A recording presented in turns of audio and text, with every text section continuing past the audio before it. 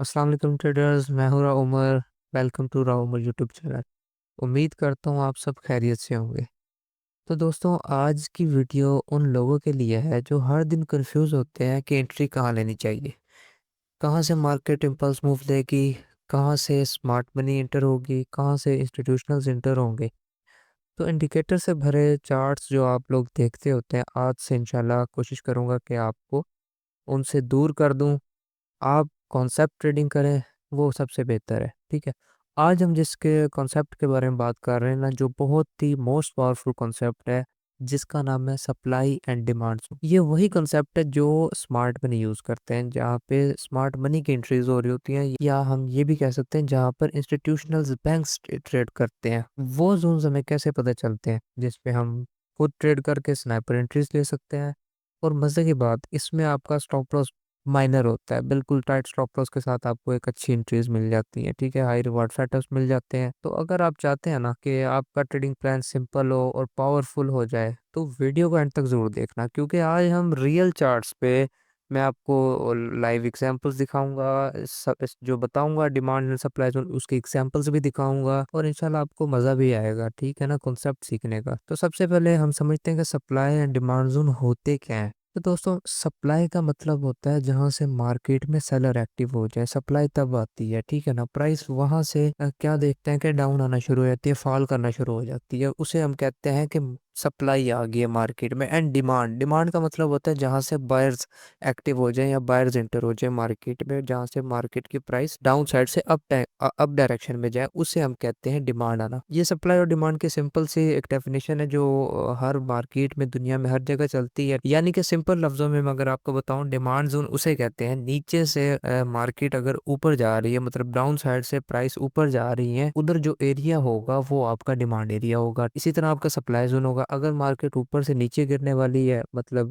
गिर रही है, या वो जो एरिया है आपका वो सप्लाई एरिया कहलाता है। ये सिंपल सा मेथड और सिंपल सी चीजें हैं, आपको थोड़ा सा जहन लगा के बस इसको समझना है। अच्छा, मैं आपको कुछ चीजें बता दूं कि स्ट्रॉन्ग जोन कैसे पहचानते हैं। स्ट्रॉन्ग जोन पहचानने का सबसे आसान तरीका ये है कि आपने देखना है कि मार्केट में जब डिमांड या सप्लाई आई थी, क्या उधर वहां उसने रेंज तो नहीं की मार्केट ने, क्या मार्केट ने वहां पर 5 to 10 कैंडल्स की रेंज तो नहीं बनाई। आपने इन चीजों को देखना है। बेस्ट जोन जो है ना, हमें जहां से प्राइस एकदम एक्सप्लोड होती है ना, मतलब एकदम इम्पल्स मूव आता है, वो होता है सिंपल सा। मिसाल के तौर पे आपने डिमांड जोन मार्क कर रहे हैं, आपने वो जोन देखना है, वो एरिया देखना है जहां से मार्केट में बड़ी बड़ी कैंडल्स बनी हो। लेट्स सपोज आप डिमांड देख रहे हैं, डिमांड देखने के लिए आपको चाहिए मार्केट का चार्ट, जहां से मार्केट अपसाइड जा रही हो, डाउन से अपसाइड, ठीक है। अब आपने देखना है कि वो कौन सा एरिया है चार्ट के ऊपर, वो कौन जोन है जहां से मार्केट एकदम ऊपर चली गई थी। आपने उस जोन में अपना डिमांड जोन मार्क करना है। इसी तरह सप्लाई जोन में रहता है, ठीक है। इंस्टीट्यूशनल जो है ना, यानी स्मार्ट मनी, अपनी बड़ी बड़ी एंट्रीज भी इन्हीं जोन में लगा रहे होते हैं। वो पहले लिक्विडिटी ट्रैप करते हैं, फिर फेक आउट्स ब्रेकआउट वगैरह होते हैं उनके,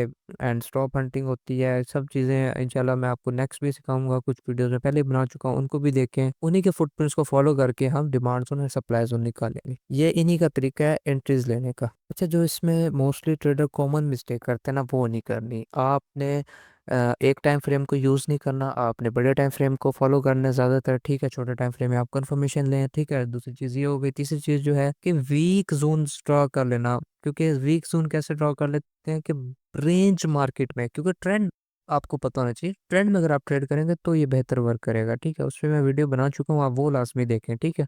तब आपको पता चलेगा कि सप्लाई एंड डिमांड जोन कैसे यूज करना है, क्योंकि लोग साइडवेज मार्केट में भी जो है वो बना रहे होते हैं अपने जोन्स, तो वो नहीं वर्क करते। साइडवेज मार्केट में ये वर्क नहीं करेगा, ठीक है। ये गलतियां आपकी एक्यूरेसी जो है ना खत्म कर देंगी। अगर आप ये गलतियां करेंगे, तो आपने ये गलतियों से बचना है, और अपना जो मैं आज सिखाऊंगा आपको सब बिल्कुल सिंपल सा है, आपने समझना है, इंशाल्लाह आपको समझ आ जाएगा, ठीक है।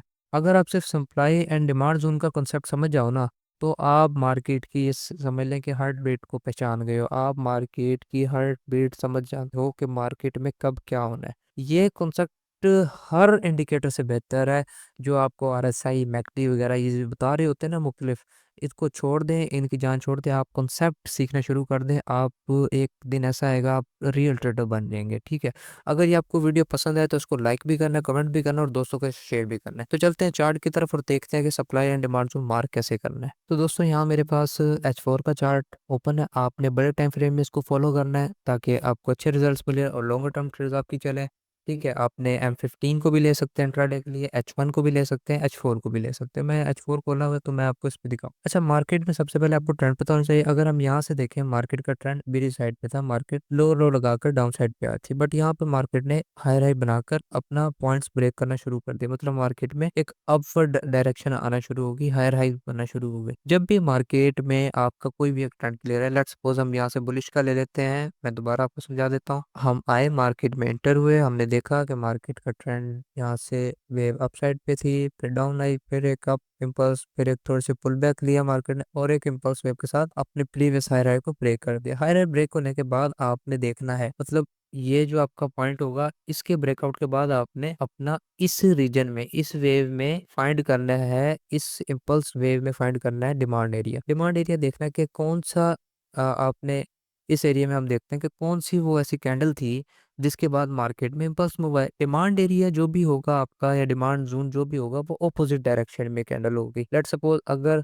आप डिमांड देख रहे हैं तो वो रेड कैंडल होगी, ठीक है। अगर आप सप्लाई देखेंगे तो वो ग्रीन कैंडल होगी, मतलब बुलिश की कैंडल होगी। एक चीज ये होगी। अब आपने देखना है कि पूरी इस वेव में सबसे ज्यादा डिमांड किधर है। ये अगर हम देखें, इस कैंडल के ऊपर मार्केट ने एक इम्पल्स मूव देना शुरू किया और मार्केट में अचानक से एक बहुत अच्छी डिमांड आई, ठीक है। ये हमारा नेक्स्ट के लिए डिमांड एरिया हो जाएगा। मैं इसको डिमांड के लिए मार्क कर देता हूँ। ये हमारा डिमांड एरिया होगा। जब भी मार्केट इस जोन पे टैप करेगी, हम बाय कर सकते हैं। वो कैसे करना है, वो मैंने एक स्ट्रेटजी आपको पहले भी दी है। फिबो को यूज करें, ओटी जोन निकालें, एंड देन अपने ट्रेड्स को प्ले करें, ठीक है। ये हमारा डिमांड एरिया हो जाएगा। मार्केट वहां पर आई, ट्रेस किया, हिट किया और वो गई, ठीक है। इस तरह ये जोन मार्क करना है आपने, ठीक है। अब मैं नेक्स्ट चलता हूँ। नेक्स्ट हम देखते हैं कि मार्केट में पुल बैक आया, उसके बाद मार्केट ने यहाँ पे आके अपना प्रीवियस हायर ब्रेक कर दिया। अब हमने पूरी इसमें देखना है कि मार्केट में वो कौन सी कैंडल जिसके बाद अच्छी डिमांड हमें मिली, या मार्केट में एक इम्पल्स मूव आया। अब जैसे यहाँ पर तो ये आ गया, ठीक है, बट ब्रेकआउट होने तक अगर आप देखेंगे तो मार्केट में यहाँ कुछ रेंज भी हुई है। आपने देखना है जहां से इम्पल्स खत्म होकर रिट्रेसमेंट शुरू हो रही है ना, उसमें देखना है कि पूरी वेव में, इस पूरी वेव में इम्पल्स कहाँ ज्यादा लगी है। ये डिमांड कैंडल बनने के बाद बुलिश की कैंडल्स आई हैं।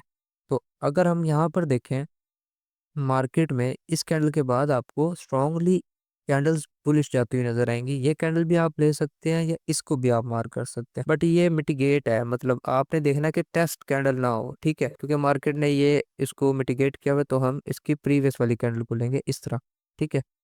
ये मिटिगेट नहीं होना चाहिए। मिटिगेट का मतलब ये होता है कि मार्केट ने उसका ब्रेकआउट किया और फौरन से टेस्ट कर दिया, ये काम ना हो, ठीक है। तो हमने ये मार्क कर लिया। अब जब भी मार्केट यहाँ पे आएगी, हम उस स्ट्रेटजी को यूज करेंगे, ठीक है। यहाँ से हम बाइंग की एंट्री प्लान कर सकते हैं। मार्केट ने टेस्ट किया और वो बाय। अब मार्केट में अगर हम यहाँ से देखें तो हमारे पास यहाँ पर दो जोन निकलेंगे। ये हायर पॉइंट ब्रेक किया इधर से, एक तो हमारे पास ये जोन निकलता है जिसमें मार्केट ने वेव का ब्रेकआउट करने से पहले ही उसको मिटिगेट कर दिया, इसलिए मार्केट ने वहां पे टेस्ट ही नहीं किया। अब हमारे पास दूसरा जोन ये बचता है, ये वाली कैंडल आपको नजर आ रही होगी। इस कैंडल के बाद मार्केट में इम्पल्स मूव देखने को मिला हमें, ठीक है। अब हमने इसको ऐसे मार्क कर लेना है। ये हमारा डिमांड एरिया। जब भी मार्केट यहाँ पर टैप होगी, हम बाय करेंगे। तो दोस्तों, आपको उम्मीद है ये समझ आ गई होगी कि डिमांड जोन कैसे वर्क करता है, ठीक है। आगे भी आपको मजीद एग्जाम्पल्स भी नजर आ जाएंगी। जैसे यहाँ पर मैं एक और आपको दिखा देता हूँ। ये पॉइंट हमारा ब्रेक हुआ, ब्रेक होने के बाद इम्पल्स वेव वाली कैंडल ये थी, ठीक है। इम्पल्सिंग वेव जो है इस कैंडल के बाद आई है, तो आप इसको ऐसे मार्क करेंगे कि मार्केट में एक इम्पल्स आई, मार्केट ऊपर गई, रिट्रेस किया, हिट किया हमारे डिमांड एरिया को और वापस से अपना ट्रेंड कंटिन्यू कर दिया, ठीक है। बुलिश में मैंने आपको दिखा दिया। अब चलते हैं बेरिश की एग्जांपल देखते हैं। यहाँ पर अगर हम देखेंगे तो हमारा ट्रेंड पहले बुलिश था, बुलिश का हमने ऑलरेडी अपने पढ़ लिया है, ठीक है। उसके बाद मार्केट में लोअर लो लगना शुरू हो गया, मार्केट की प्राइस डाउन साइड पे आ गई। तो यहाँ पर अगर आप देखेंगे तो मार्केट ने ये ऐसे करके लोअर बनाना शुरू कर दिया। अब हम इसमें मार्क करते हैं सप्लाई जोन। कैसे मार्क करना सप्लाई जोन, मैंने आपको जैसे बताया कि डिमांड जोन में आपने बुलिश अगर आप देख रहे हैं, लेट्स सपोज आप डिमांड जोन देख रहे हैं, मार्केट ऐसे करके अपसाइड जा रही है, तो आपने कौन सी कैंडल लेनी है, आपने रेड कैंडल लेनी है। बट आपने सप्लाई जोन में उसके ऑपोजिट चलना है, ठीक है। सप्लाई जोन में आप कौन सी कैंडल देंगे, ग्रीन कैंडल। आपकी ग्रीन कैंडल जो भी होगी वही आपका सप्लाई जोन बनेगी। अब हम देखते हैं कि मार्केट में क्या ट्रेंड है। मार्केट में ट्रेंड ये हायर, ये लोअर लो लगा, ये लोअर हाई, एंड मार्केट ने ये ब्रेकआउट किया। अब देखना कि मार्केट में ऐसी कौन सी यहाँ पर कैंडल बनी कि मार्केट में एक इम्पल्स वेव आई डाउन साइड पे, तो वो है ये वाली कैंडल। ये वाली कैंडल का जब भी टेस्ट होगा, हम इधर से सेल कर सकते हैं, सेल की एंट्री प्लान कर सकते हैं। ये हमारा सप्लाई जोन कहलाता है, ठीक है। मार्केट वहां तक गई एंड सप्लाई को हिट किया, वापस से अपने डायरेक्शन को कंटिन्यू हो गई, ठीक है। अब वापस से मार्केट अपना लोअर लो ब्रेक किया, ब्रेक करने के बाद हमने दोबारा देखा कि इम्पल्स मूव कहाँ से आई थी। एक तो हमारे पास यही कैंडल है जहाँ से हमें एक इम्पल्स मूव देखने को मिला, ठीक है दोस्तों। ये एक मतलब वे में मुख्तलिफ भी हो सकते हैं, ठीक है। मोस्टली आपने जितने हो सकता है आपने मार्क करना है, आपको को कंफर्मेशन जिस जोन पे मिले आप ट्रेड कर सकते हैं। एक ये जोन है, और एक देखा जाए तो मार्केट ने थोड़ा सा यहाँ पे रिट्रेसमेंट, ब्रेकआउट से पहले रिट्रेसमेंट ली एंड फिर इसका ब्रेकआउट किया है। इस लोअर लो का जो है ना, इसकी प्रोबेबिलिटी ज्यादा है। तो मार्केट में देखा आपने कि मार्केट ने जैसे इसका ब्रेकआउट किया, मार्केट ने टेस्ट किया और ये वापस से बेरी साइड। तो हम नेक्स्ट भी थोड़ा सा मार्क कर लेते हैं। मार्केट ने ब्रेकआउट किया, ब्रेकआउट करने के बाद ये यहाँ पर मार्केट ने इम्पल्स मूव हमें एक तो ये कैंडल थी और दूसरी ये कैंडल, इस कैंडल के बाद मार्केट ने हमें एक डाउन साइड पे अच्छा मूव दिया है। अगर आप देखेंगे मार्केट में यहाँ पर थोड़ी सी रेंज थी, ये देखें थोड़ी सी रेंज थी, ये अवॉइड करना है आपने। थोड़ा सा देखना है कि मार्केट में एक ही निशानी है जहां पे बस आपको एक इम्पल्स वेव आना शुरू हो जाए, आप समझ जाए वहां पे सप्लाई आई है, ठीक है ना, सिंपल सा। जब भी प्राइस अचानक से गिर जाए या अचानक से बढ़ जाए। अब इसके बाद क्या हुआ, मार्केट में स्ट्रॉन्ग 5 टू मेरे ख्याल 6 कैंडल्स एक स्ट्रॉन्ग बनी है ब्रिज की। आपने इसको ले सप्लाई जोन की, मैं इसका थोड़ा कलर भी चेंज करा ताकि आप कंफ्यूज ना हो जाए। इसको मैं सप्लाई ऐसे चेंज कर देता हूँ ताकि आप कंफ्यूज ना हो,